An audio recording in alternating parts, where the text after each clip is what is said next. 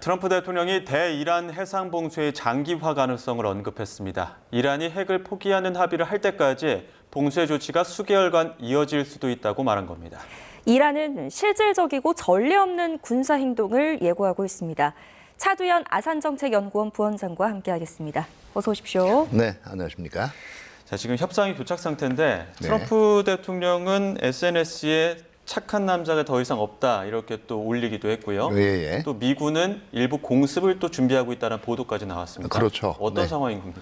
네, 일단 이란이 지금 고집하고 있는 먼저 호르무즈 해협을 개방하고 종전을 한 이후에 지금 이견을 빚고 있는 핵 문제, 다시 말해서 미국의 시각에서는 그 이란의 핵 개발 저지고요. 이란 입장에서는 우라늄 농취권이죠.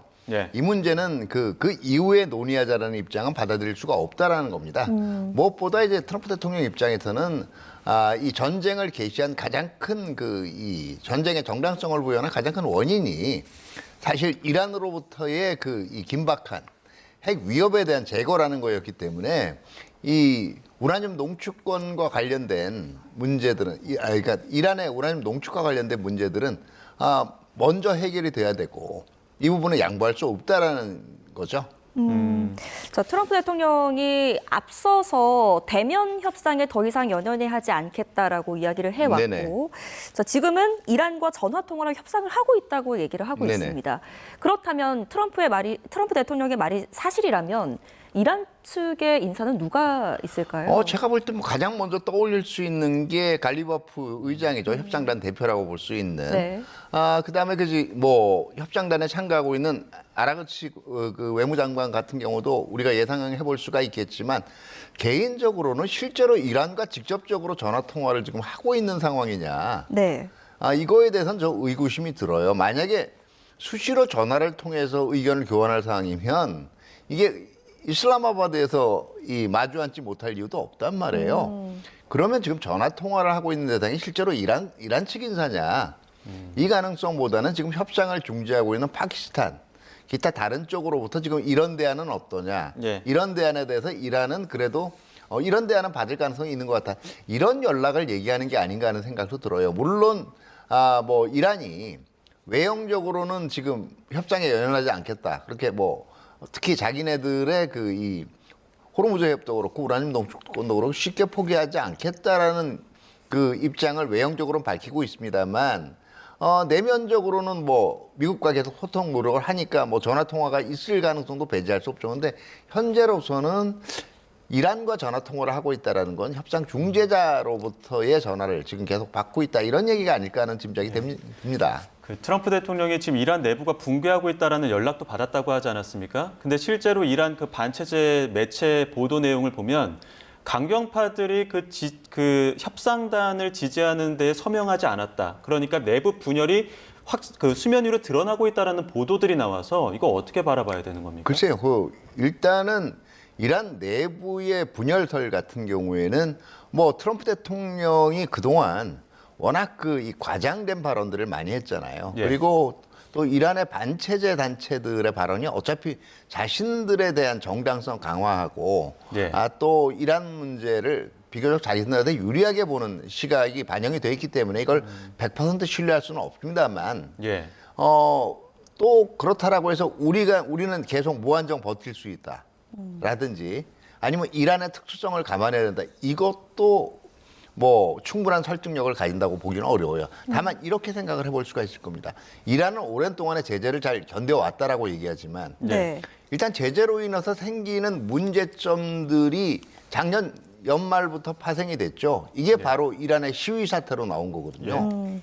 그만큼 이란 지도부는 견뎌라 인내할 수 있다라고 얘기하지만 실제로 이 밑바닥에 있는 이 이란 국민들은 이거를 이제는 더 이상 감내하기 힘들다라고 얘기한 거예요. 더더구나 이거를 유혈진압했단 말이에요. 예. 그러면 당장은 전쟁 상황이 있고 이란 전쟁 지도부가 억압 능력을 지니고 있으니까 지금 숨을 죽이고 있지만 이게 해결된 건 지금 하나도 없단 말이에요. 예. 그러면 분명히 이란도 지금 흔들리고 있는 거거든요. 그러면 저는 강경파 협상파를 이렇게 양분하지는 않겠습니다. 이란 내에서도 일부 같은 경우에는 설령 우리가 지금 이 전쟁에서 생존한다라고 하더라도 결국 그 이유는 내부 통치를 해야 되는데 네. 지금 엄청나게 많은 파괴가 이루어졌잖아요. 이걸 재건해야 되는데 돈줄도 지금 점점 차단이 돼 있어요. 특히 호르무즈 역봉쇄 이후에는 돈줄뿐만 아니라 실제로 국가 운영에 필요한 생필품도 지금 조달에 어려움을 겪고 있습니다. 네. 예. 이런 상황이 지속이 되면 결국 뭐 미국과의 전쟁에서는 했다라고 하더라도 예. 그 이후에 계속적으로 이 생존을 이어갈 수 있을까가 의심이 될 수밖에 없죠. 그러면 결사항전파의 주장이 너무 무모해 보일 수밖에 없어요. 네. 예. 그러면 이게 다른 의견들이 생길 수가 있고요. 두 번째는 이게 전쟁 초반에 이 이란 지도부에 대한 그 집중 타격으로 인해서 예. 이란 지도부도 지금은 하나 둘 지금 이 공백들이 있는 거예요. 네, 이게 네. 후임자가 왔다 그래가지고 단숨에 회복되는 게 아닙니다. 그리고 이란 내 파괴 상황을 볼 때 지금 이란 내의 고위층들이 전부 한 자리에 모여서 회의를 하고 있느냐 이 상황도 지금 그렇지 않을 가능성이 의심이 돼요. 그러면 예. 결국 강경파, 온건파의 분열뿐만 아니라 이란의 그 각 지도급 인사들이 서로 그냥 지금 자기 발언을 그리고 서로 다른 해법을 내놓고 있기 때문에 그 혼란하다는 건 분명한 것 같아요. 왜냐하면 이란이 지금 던지고 협상과 관련된 메시지도 초반에는 우라늄 농축은 절대로 포기할 수 없다 했어요. 예. 그러다가 지금 이게 점점 상황이 진행돼 가면서 호르무즈의 통행료라든가 이런 돈 문제, 그 제재 해제라든가 이런 돈 문제에 집중돼 왔단 말이에요. 그러면 해법을 보는 입장도 지금 바뀌고 있다라는 거예요. 그럼 내부가 분열돼 있다라는 분석이 무리는 아니라고 볼 수 있죠. 네. 자, 저희가 지금 김덕일 고려대 아연 중동 이슬람센터 연구위원이 함께 하고 계십니다. 일단 먼저 인사 나누겠습니다. 어서 오십시오. 안녕하세요. 네, 저희가 지금 이란 내부 지도부 네. 상황 살펴보고 있었는데요. 강경파와 온건파의 어떤 분열 상황을 또 앞서서 차 박사님이 짚어주셨고 더불어서 지금 모스타바 하메네이의 부재로 인해서 최소한의 소통도 지금 되지 않고 있다. 이란 내부에서 지금 이럴 때일수록 하나의 목소리를 내야 하는데 최소한의 소통도 안 되고 있다는 것에 대해서는 어떻게 보십니까? 예, 그렇습니다. 이제 최고 지도자의 역할이 무엇이었냐면요. 원래는 이란 같은 경우에 이제 4개의 축이 있다고 보시면 되겠습니다. 네. 정치인, 관료, 성직자, 군부입니다. 혁명수비대. 이 네 축이 있는데 이 네 축을 이제 조율하고 역할 분담을 시키는 게 최고 지도자의 역할이었거든요. 네. 근데 알리 하메네이죠. 그 사람 죽고 나서 이제 모스타바가 됐는데 지금 이제 드러내지 않고 있는 상태고요. 지금 뭐 비공개 상태로 계속 머물고 있고 이 사람이 하는 메시지를 보게 되면 혁명수비대 초강경파들의 목소리와 거의 같습니다. 그러니까 이 사람들의 모스타바 이름을 빌어서 초강경파들이 목소리를 내는 거라고 볼 수 있겠고 한 가지 의혹을 좀 부추기는 것 중에 하나가 뭐냐면 이란의 마슈아드라고 하는 이제 종교적인 도시가 있습니다. 네. 거기가 알리 하메네이 고향이기도 했는데요. 거기에서 어떤 추모식 사진을 하는데 사진에 모스타바 사진이 걸린 적이 있어요. 네. 이게 이제 뭐 이제 의혹이 있는 거긴 한데 지금 뭐 여러 논란이 있겠습니다만 왜 그런 사진이 걸렸는가도 의혹이 있을 수 있겠죠. 거기다 순교자들 사진에 올랐고 자기 아버지 사진 옆에. 그래서 지금 뭐 분명한 것은 모스타바가 지금 세상에 나오지 않고 있기 때문에 이런 혼란이 계속 벌어진다고 볼 수 있으면 되겠고요.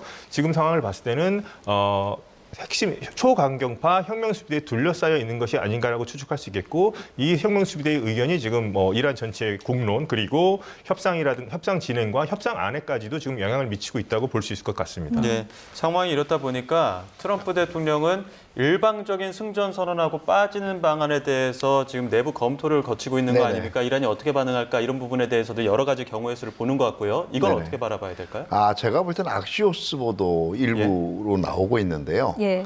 이걸 추진하고 있다기보다는 그동안 트럼프 대통령이 이 미 이란 전쟁과 관련된 이 대체적인 이 정책들을 보면 예. 먼저 띄워봐요. 여러 가지 대안들 중에서. 그리고 이게 어떻게 여론의 반응이 어떻게 나올까를 탐색한 다음에 예. 입장을 정합니다. 대표적인 게 이 미 이란 전쟁 중반에 호르무즈 해협에 대해서 공동으로 통행료 받는 문제도 얘기했었잖아요. 예. 여론이 엄청나게 나빴거든요. 그러니까 자유항행으로 이제 입장을 바꿨단 말이에요. 그러면 자 이게 일방적 승전선언이라는 게 어떤 건지 한번 보죠. 우리가 드디어 이란의 그 핵 개발 그리고 미국에 가해지는 임박한 위협을 제거했다. 그리고 이란 앞으로 이걸 이 상당 부분 재건하는데도 시간이 걸릴 거다. 자, 이 정도는 기존에 해왔단 말이에요. 그리고 이제 그 목적이 달성됐기 때문에 이제는 우리는 이 전쟁에서 이겼고 군사작전을 종료하겠다. 이렇게 되면 자, 그럼 호르무즈 해협 역봉쇄는 풀 건가 안 풀 건가? 이게 지금 물론 전쟁은 이겼지만 후속 정리 군사작전으로 역봉쇄가 필요하다라고 얘기하겠지만 이게 의회 입장에서 엄청난 반론이 있을 거고요. 무엇보다 전쟁의 결과인 호르무즈 해협의 봉쇄 문제가 전쟁에 지금 상당한 어떤 이 나비 효과로 나오고 있는 호르무즈 해협 봉쇄 문제가 풀리지 않은 상황. 예. 두 번째, 그러면 이란이 핵무기를 포기했다라는 명시적인 어떤 증거가 제시되고 있지 않은 상황에서 그냥 이른바 얘기한 셀프 승전 선언 및 종전 선언하고 빠질 경우에 네. 과연 여론이 이걸 받아들일 수 있겠냐. 가장 큰 거는 이거예요. 네. 미국인들이 특히 각종 여론조사 같은 미국인 다수가 반대하는 건 전쟁이 장기화되는 겁니다. 근데 그 이상으로 또 다수가 동시에 바라는 거는 이란의 지금과 같은 정권이 그대로 남아있는 것도 반대를 하는 거예요. 아, 근데 셀프 승전 선언이라고 무슨 얘기예요? 결국은 그 요건들이 충족이 안 됐는데도 그냥 나는 빠져나온다는 얘기예요. 그렇게 되면은 아마 이게 여론의 동향이 트럼프 대통령이 생각하기에도 굉장히 악화될 거기 때문에 쉽게 선택할 수 있는 대안은 아닌 거예요. 네. 아니라고 봐요. 네. 지금은 일종의 띄워보기식 에드왈론이라고 보는 게 더 정확할 겁니다. 네. 자, 이런 가운데 트럼프 대통령은 이란 해상 봉쇄가 수개월 더 이어질 수 있다고 밝혔는데요. 해상 봉쇄가 폭격보다는 일단 더 효과적이라는 판단에 따른 것으로 풀이됩니다. 관련된 목소리 듣고 오시죠. How long are you prepared to maintain the blockade? Could that go several more months? Well, the blockade is genius, okay? The blockade has been 100% foolproof. It shows how good our Navy is, I can tell you that. Nobody's going to play games. That's all they have to do, just say, we give up. We give up. But their economy is really in trouble. So it's a dead economy. We have talks, we're having talks with them now, and we're not flying anymore with 18-hour flights every time we want to see a piece of paper. We're doing it telephonically. 그러니까 트럼프 대통령의 이야기를 들어보면 이란은 충분히 지금 경제적으로 압박을 받고 있고 위기 상황이라는 거예요. 근데 이란은 우리는 이미 지금까지 너무나 많은 제재를 받아왔기 때문에 굳은 살이 있다는 거죠. 노하우가 있다는 건데 정말 그렇다고 보십니까? 이란이 이제 뭐 저항 경제 그리고 제재 속에서도 우리는 버텨왔기 때문에 이번에도 문제 없다 이 얘기를 하고 있습니다만 좀 상황은 다른 것 같습니다. 계속 이제 제재를 받아왔습니다만 작년에 이미 이스라엘로부터 타격을 상당히 받은 상태였고요. 그로 인해서 상당히 물가가 상승했고 작년 12월 말부터 해서 반정부 시위가 또 크게 일어났습니다. 그 상황에서 지금 전쟁까지 겪고 있으면서 이제 산업이 완전히 파괴된 상태인데요. 이 상황에서 저항 경제를 해본 적은 없습니다. 이란이. 그렇기 때문에 지금 이란도 처음으로 겪어보는 가장 심각한 위기 상태라고 보시면 될 것 같고요. 그래서 이란에 이제 회복력이 있다고 합니다만 이란의 회복력이 더 오래 버틸 수 있을 것인지 아니면 미국의 봉쇄가 더 오래 버틸 것인지를 좀 두고 봐야 되겠습니다만 지금 뭐 미국이 어떤 이 봉쇄를 하는 것이 뭐 트럼프 대통령은 조금 더 오래 끌 수도 있다고 보는 것 같고요.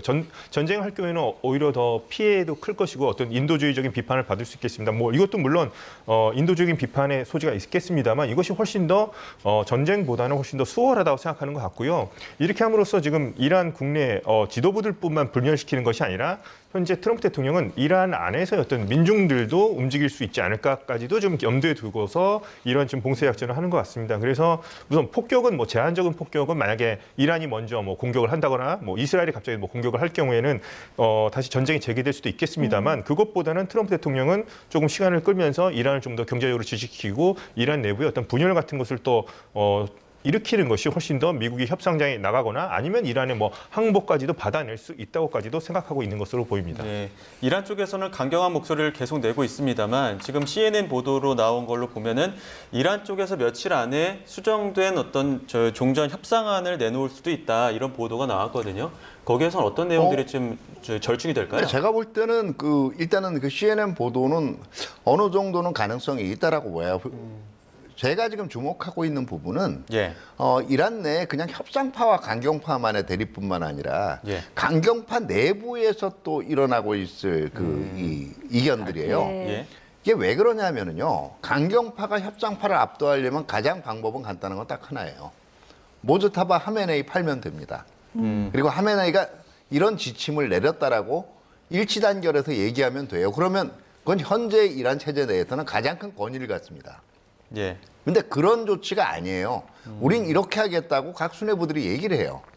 그럼 무슨 얘기냐면 강경파들도 행동 통일이 지금 안 돼 있다는 얘기예요. 방침 통일. 그러면 이걸 공략할 수 있는 길이 뭐냐 하면 첫 번째는 적어도 생존해 있는 강경파들이 자기들이 완전히 제거되는 게 아니라 어느 정도 낯을 살릴 수 있는 명분을 줘야 됩니다. 예. 그러면 이게 첫 번째는요. 결국은 뭐 일부에서 나오는 핵 프로그램하고 검증 이거를 핵 프로그램보다 검증의 두 개가 같은 얘기예요. 네. 근본적으로는 이게 떠밀려서 하는 게 아니라 자발적인 결심에 의해서 농축 유예를 하고 예. 그리고 그 기간도 조금 더 기존에 있는 그 이 포괄적 합의, 포괄적 행동 계획, JCPOA보다 더 그 뒤로 자발적으로 그렇게 하겠다라는 조치를 얘기할 수도 있고요. 두 번째는 지금 전량 그 이 기존의 농축 우라늄의 전량 그 이 해외 반출이잖아요. 예. 이것도 그 일부는 그 국제 원자력 기구의 이 엄밀한 감시 하에 이 농축을 희석하는 방안 또는 전량 제3국 그 인도의 경우에 이게 미국을 제외한 다른 국가로 전량이 가는 게 아니라 일부를 미국이 가져가고 예. 일부를 뭐 다른 국가에 가져가는 이렇게 그러니까 일종의 지금 기존의 입장들에서 조금은 그 이란 강경파들 일부의 낯을 살려주는 조치들에 발굴에 주력을 하는 것이 오히려 이제 협상 타결도 노리는 거, 협상 타결도 더 가능성을 높일 수가 있고 이란 강경파 내부에 서로 다른 이견들을 증폭하는 효과도 있을 거예요. 예. 네.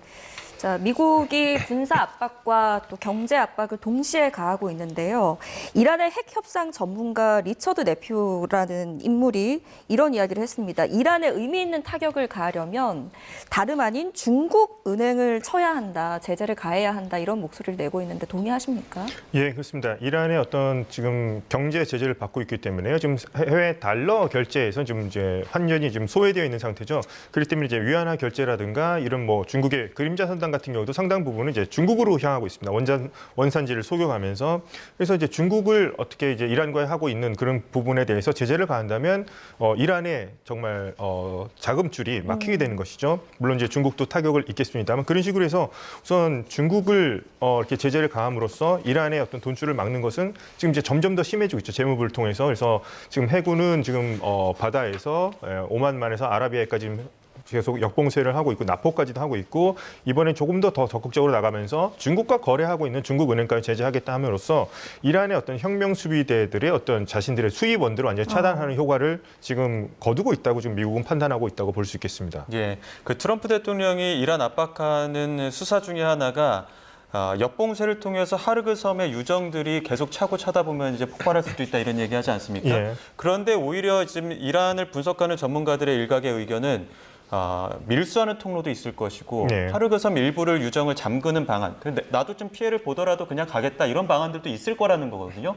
여기에 대해서 가능성은 어떻게 보십니까? 뭐 그럴 가능성이 있겠습니다만 하르그 섬이 이미 이란 원유가 지금 모이는 이제 90%가 모이는 곳이기 때문에 하르그 섬을 대체할 만한 어떤 물론 통로는 있겠습니다만 당장에 대체하기는 좀 무리가 있을 거고요. 분명히 이란에 좀 타격이 있을 겁니다. 그래서 좀 계속해서 하르그 섬 아닌 우회 통로를 찾겠습니다만 지금 고육지책으로서 지금 이제 대안을 지금 모색하고 있겠습니다만 하르그 섬 같은 경우가 이제 유정이 막혀버리게 되면은 이란은 엄청난 이제 타격을 입게 되겠죠. 그것을 복구하는 데는 수개월 내지는 유정이 망가질 경우 뭐 수년이 걸릴 수도 있으니까 해서 이란도 계속해서 지금 대안을 지금 마련하고 있겠습니다만 하르그 섬의 터미널을 대체할 정도로 어떻게 육로를 개척해서 하기에는 당분간 시간이 많이 걸릴 것 같고요. 당분간의 타격은 좀 불가피해 보입니다. 네.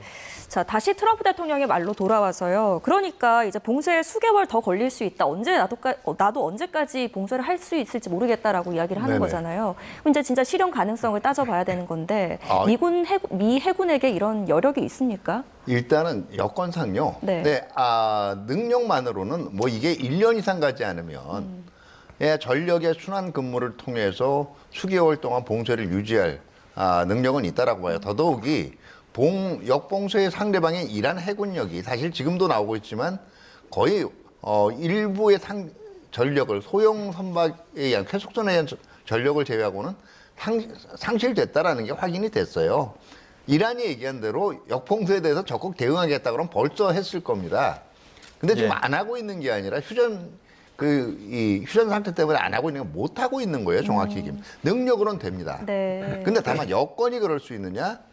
이 첫 번째가 이제 5월 1일이 되면 미 전쟁 권한법상에 그 60일이 이제 도래를 해요. 네. 물론 전쟁 권한법을 우회할 수 있는 방법은 여러 가지가 있습니다. 근데 그동안 트럼프 대통령 자신이 계속 이 전쟁 권한법을 중심으로 한 60일 정도 이전에는 전쟁을 끝낼 수 있다라는 얘기를 계속 했단 말이에요. 네.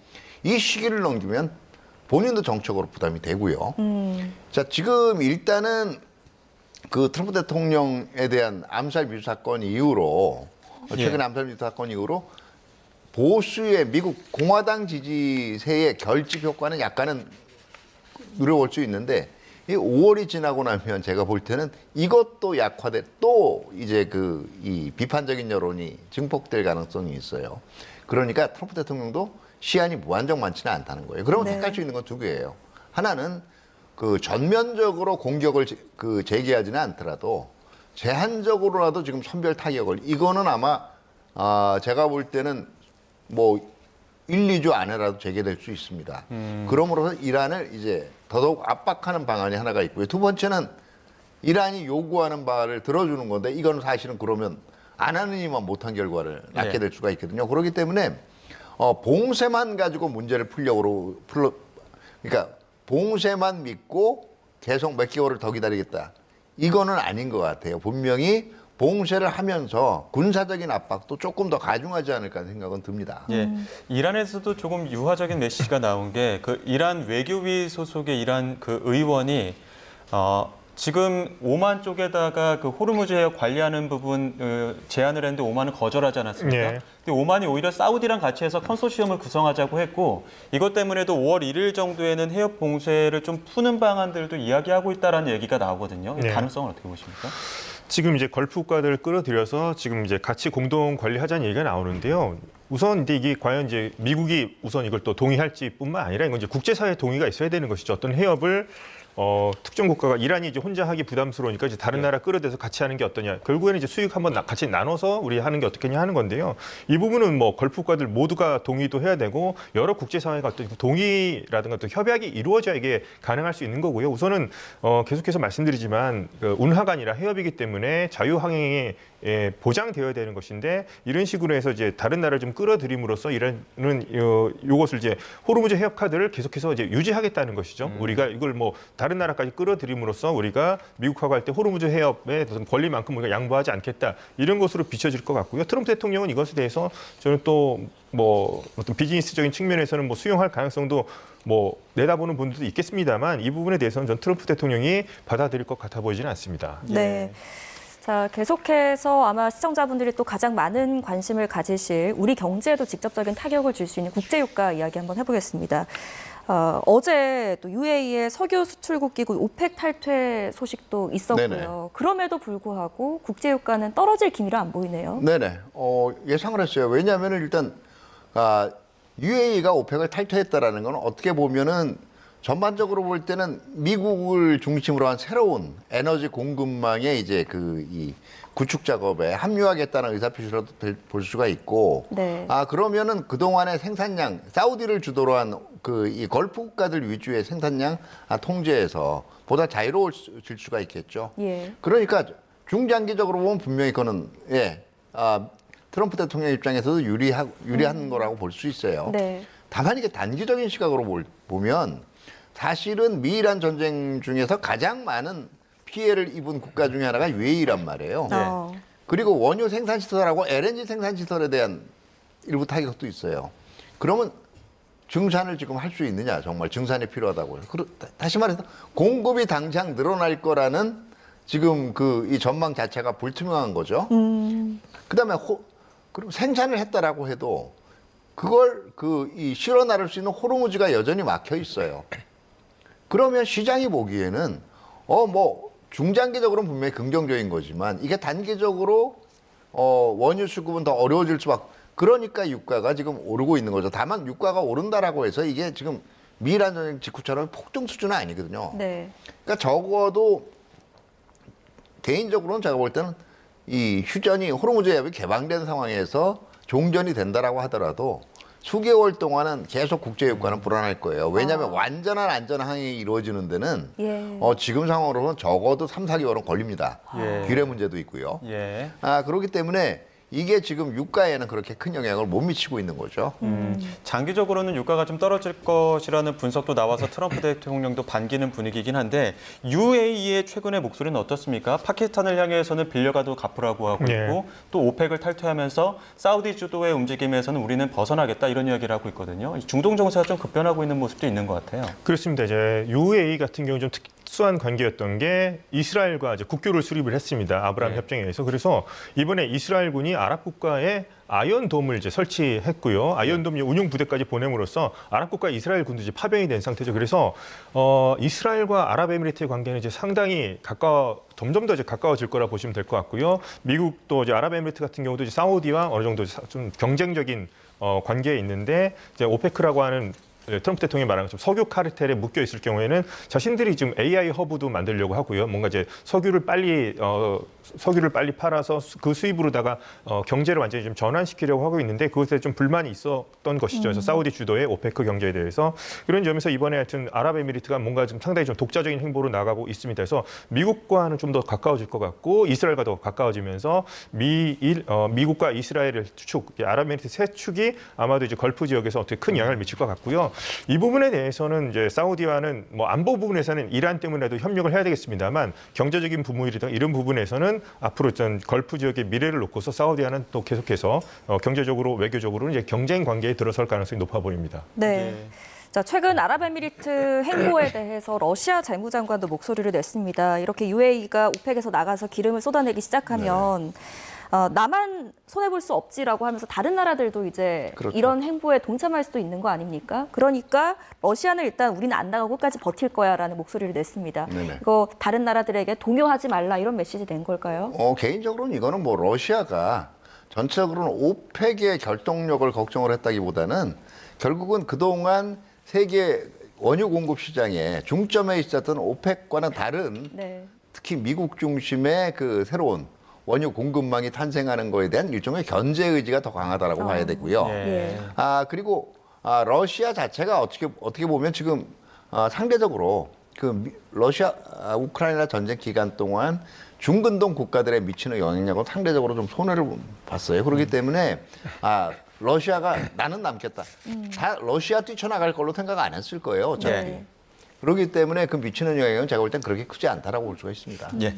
자, 트럼프 행정부가 또 현재까지 이란과의 전쟁에 쓴 비용이 250억 달러, 우리 돈으로 약 37조 원에 달하는 것으로 확인이 됐습니다. 헤그세스 미 국방장관의 발언이 있었는데요. 듣고 오시죠.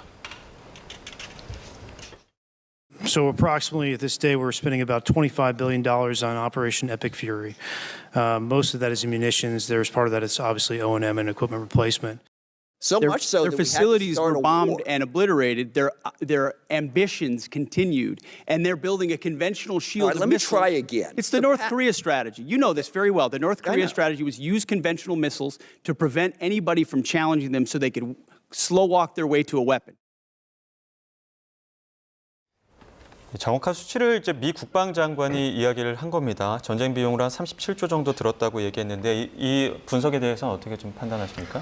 예, 그렇죠. 요번에 이란이 이제 저가의 어떤 드론이라는 미사일 공격을 했었고요. 그것을 요격하는데 미국 측 패트리어트라든가 이제 사드 같은 게 막으면서 상당히 이제 비싼 그런 요격 미사일을 사용했기 때문에 뭐 가성비 대결에서 이란이 좀 이제 미국을 좀 소모시키는데 좀 효과적이지 않았나 그런 얘기도 있었고 상당 부분이 뭐 지금 뭐 유지 보수 운용비도 있겠습니다만 아마도 그런 이제 탄약 비용 같은 것으로 많이 좀 지출된 것으로 볼 수 있겠습니다. 그래서 비용도 엄청나게 많고 이제 문제는 이제 만약에 전쟁이 재개될 경우 아니면 이제 앞으로 이제 중국도 이제 견제하기 위해서는 인도태평양 지역으로 옮겨야 되는데 그만큼 소비된 어떤 물자라든가 탄약 같은 것들이 이제 빨리 보충될 수 있느냐 이제 그것이 문제일 것 같습니다. 그래서 그 부분에 대해서는 미국이 계속해서 고민할 것 같고요. 근데 미국이 이제 보통 이제 천조국이라고 불렀었는데요. 2027년도 예산 같은 거 보면 이제 드디어 2,000조국에 이제 도달하게 될 것 같습니다. 그래서 그런 부분을 봤을 때 미국이 어떤 군비를 증강하는 흐름 속에서 어떤 이런 부분들을 물자 부족 문제, 탄약 부족 문제가 어느 정도 빨리 이제 해결이 될 수 있을지를 조금 더 지켜볼 필요가 있을 것 같습니다. 네. 근데 뉴욕타임스에 따르면 이런 이야기를 했더라고요. 국방부가 애초에 이 전쟁을 위해서 요청했던 2천억 달러보다는 현저히 적은 규모다. 그리고 초반보다 첫 6일 동안 쓴 비용이 110억 달러를 넘었다고 추산했던 것과 비교하면 지출이 크게 둔화됐다 이런 이야기를 하거든요. 네, 그러니까 그거는 이제 지금 전쟁 양상이 조금씩 초반에서 중반으로 변하면서 일어난 그 일이라고 봐요. 상황이라고 봐요. 왜냐하면 전쟁 초반에 그 진행되는 걸 보면요. 네. 전쟁 초반에는 이제 주로 해군의 토마호크 미사일이나 아니면은 이제 그 공중 폭격을 통해서 그러니까 동원되는 장비들 자체가 고가고요. 요격 자산도 비교적 고가를 활용을 했어요. 네. 그러다 그다음에는 이제 상대적으로는 조금 뭐 그것도 엄청난 고가입니다만은 이제 항공 전력들을 활용을 했단 말이에요. 그러다 보니까 이제 피해도 발생을 했고요. 예. 그다음에 아마 뉴욕 타임스가 처음에 생각을 했을 때는 한 꾸준히 60일 동안 군사작전 할 이 예상까지 했기 때문에 이렇게 엄청난 규모가 나온 거고요. 예. 중간에 휴전이 있었잖아요. 네. 네. 그러다 보니까 이제 상대적으로 뭐 절약하려 그래서 한 게 아니라 상황의 변화에 그리고 작전 개념 변화에 따라서 이게 비용의 절감 효과가 어떻게 보면 절감이라 그러기는 네. 뭐하지만 네. 예상 비용보다 낮은 지금 상황이 발생을 한 거고요. 원래 지금 규모 보면 내년도 같은 경우에는 지금 어쨌든 국방부가 미 의회에 제출하는 거지만 40% 이상이 지금 증액된 규모예요. 예. 그러면 이게 보통 과거에 이라크전 때도 그랬고 미국이 어떤 아프가니스탄 그 테러와의 전쟁 때도 그랬고 미국의 국방비가 갑자기 급증하는 시기가 있습니다. 이게 대부분 전비예요. 네. 그러니까 이번에도 미 이란 전쟁이 있었기 때문에 내년도 예산안은 그만큼 늘어날 수밖에 없고요. 이 내년도 예산은 주로 어디 쓰이냐면은 첫 번째가 이제 상당한 고가의 탄약들을 사용을 했잖아요. 이게 비축량도 비축량이지만 네. 지금 얘기가 나왔지만 미국이 이제 앞으로 중심적인 어떤 이익의 각축 지역으로 두고 있는 인도태평양 지역에 있는 전력의 공백 상태를 막기 위해서라도 이건 빨리 채워놔야 돼요. 채워놓는 건 물론이고 이번 전쟁의 교훈을 통해서 새로이 더 보강할 드론 전력이라든가 그리고 이번에 소모량을 알았잖아요. 한번 주요 전구에서는 할 수 있는. 그러면 기존에 있는 비축량보다 더 확보해야 된다는 걸 의미해요. 예. 그러니까 그 비용이 있고요. 그 다음에 이번 전쟁을 통해서 이제 지금 또 손실이 됐던 고가의 항공기라든가 공중급유기 예. 또는 이 전자전기, 조기 경보기 이런 것도 조기에 또 보충을 해야 됩니다. 미국의 작전 개념이 그대로 효과적으로 작동을 할 수 있으려면은요. 예. 마지막으로 또 소요가 이번에 이란으로부터 공격을 받은 이 중근동 내 미군 기지에 대한 그 유지 보수비. 예. 예, 이런 것들까지가 반영이 되다 보니까 저 금년 대비 한 40% 이상이 드러난 물론 이게 의회에서 그대로 통과될 거라는 이 보장은 없습니다만 예. 계산이 나온 거죠. 미국은 미국 입장에서 굉장히 많은 돈을 썼지만 비대칭 전력으로 이란이 대응한 부분도 있겠지만 사실 기본적인 체력이 다르지 않습니까? 예. 갖고 있는 돈도 다르고. 예. 그러다 보니까 이란도 이란 내부에서 지금 경제적으로 엄청난 타격을 입었다고 하고 국민들도 엄청난 괴로움에 시달리고 있다고 하는데 이란 내부 상황은 좀 어떻게 듣고 계십니까? 상당히 안 좋다고 볼 수 있겠죠. 지난 12월 28일 날에 이제 그 당시 이제 전통시장 상인들이 거리로 나왔을 때가 1달러당 이제 시장 환율로 봤을 때는 이제 140만 리알이라고 했었는데요. 지금 180만 리알까지 가치가 화폐 가치 이란 화폐 가치가 폭락했습니다. 예. 그리고 이제 물가 상승률 또한 지금 뭐 70% 그리고 뭐 생필품 물가 같은 경우에는 뭐 세 자릿수까지 이제 상승했다고 하니까요. 물건이 있다고 하더라도 돈이 없어서 지금 이란 국민들은 물건을 살 수 없는 그런 상황에 있습니다. 그래서 상당히 지금 민생은 상당히 힘들다고 볼 수 있겠고요. 이것은 근데 이제 뭐 이란 혁명수비대는 그래도 가장 먼저 이제 자원의 배분을 받는 집단이기 때문에 아직까지 이란 혁명수비대는 흔들리고 있지 않습니다만 이란 혁명수비대도 이 상황으로 이제 계속 간다면은 해상 역봉수가 계속된다면 흔들릴 가능성도 상당히 높다고 볼 수 있겠고 이렇게 될 경우에 지금 이란 내부에서 지금 국민들이 지금 되게 결속되어 있는 것처럼 많이 보여주고 있죠. 이란 국영 매체에서는 뭐 이렇게 퍼레이드도 하고 시민들이 나와서 지지 집회도 합니다만 반드시 이제 그렇게 볼 수는 없다는 것이죠. 현 체제에 대해서 불만을 가진 사람들이 많고 이러한 역봉쇄로 인해서 경제 위기를 겪었을 때 그 비난의 화살이 미국으로 향할 것인지 현 정부로 향할 것인지를 봤을 때 현 정부에 대한 불만을 가진 사람들이 저는 상당히 꽤 된다고 봅니다. 그래서 이란이 지도부도 지금 뭐 온건파, 강경파 안도 지금 분열되어 있습니다만 이란 국민들도 지금 상당 부분 불만을 가진 사람들이 많고요. 이것이 지금 임계점까지 도달했을 수도 있고 이것이 과연 폭발할 수도 가능성이 전혀 없다고는 지금 볼 수 없는 상황이라고까지 볼 수 있겠습니다. 네. 자, 이런 가운데 러시아 푸틴 대통령과 트럼프 미국 대통령이 장시간 통화를 했다고 하거든요. 이 통화에서 푸틴 대통령이 이란 문제 돕겠다. 인즉슨 우리가 이란의 핵물질 맡아줄게라고 이야기를 했을 가능성이 나오고 있거든요. 근데 네네. 트럼프 대통령이 이렇게 이야기를 했대요. 내 전쟁 돕기보다는 너희 전쟁 먼저 끝내라. 우크라이나 전쟁이나 빨리 끝내라. 지금 이거 뭐 그렇게 사실상 하는 거죠. 러시아의 중재 역할을 거부했다 이렇게 봐야 됩니까? 네, 그러니까 중재 역할이라기보다는 러시아가 여기서 일정한 지분을 지금 가지려고 하는 걸 경계했다라고 볼 수가 네. 있겠죠. 지금 흔히 얘기되는 트럼프 대통령 같은 경우 권위주의적인 지도자들을 좋아하고요. 또 브로맨스라 그래서 서로 호흡이 잘 맞는다고 얘기하지만 이게 트럼프 대통령이 바라는 세계관을 정확히 알아야 됩니다. 예. 예. 미국의 패권은 여전히 유지가 돼야 돼요. 그렇기 때문에 이 중국의 경우 흔히 제1도련선이라 그러는 예. 그 인도 태평양 지역의 주요 그 미국의 우방 동맹국들이는 고기 밖으로는 나오면 안 되는 거예요. 영향력을 가지고 있대. 러시아의 유럽 지역의 일부 영향력을 가질 수는 있어요. 그러나 러시아의 영향력 역시 유라시아 일부로 러시아 영토와 유라시아 일부 지역으로 국한되는. 그러니까 어떤 얘기냐면 서유럽 지역이나 예. 그다음에 기존에 러시아가 공을 들였던 중남미 지역에서의 손을 떼고 중근동 지역도 더 이상 힘을 내지 말라는 얘기예요. 예. 그럼 당연히 트럼프 대통령 이 관점에서 볼 때는 러시아가 여기 껴서 또 한 번 그리고 그동안 미국이 나름대로 트럼프 대통령 생각으로는 굉장히 공을 들여서 지금 이란을 다룰 수 있는 여건을 조성을 했는데 거기 은근히 들어오겠다?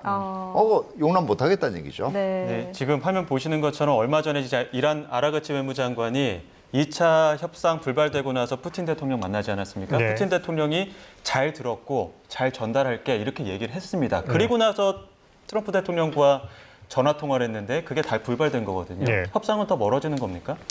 우선 지금 뭐 협상 같은 경우 이제 파키스탄이 중재를 하고 있으니까요. 이제 갑자기 이제 러시아가 판에 들어와서 우리가 대표적으로 중재를 할게. 그러면서 또 트럼프 대통령 본인이 어떤 스포트라이트를 받고 싶지 푸틴이 갑자기 어떤 평화의 중재자처럼 나타난 것을 원치 않을 것 같습니다. 그리고 역시나 러시아는 우크라이나 전쟁부터 해결한. 만약에 러시아가 중재 역할을 해서 여기에 개입을 하게 되면 그만큼 또 러시아 우크라이나 전쟁에서도 미국이 어느 정도 또 러시아의 권리를 또 인정해 줄 부분도 있으니까요. 예. 그런 부분에 대해서 일단 트럼프 대통령이 선을 긋는 걸로 볼 수 있을 것 같습니다. 예, 알겠습니다. 여기까지 듣겠습니다. 지금까지 차두현 아산정책연구원 부원장, 김덕일 고려대 아연 중동 이슬람센터 연구위원 두 분과 함께했습니다. 고맙습니다. 네, 감사합니다.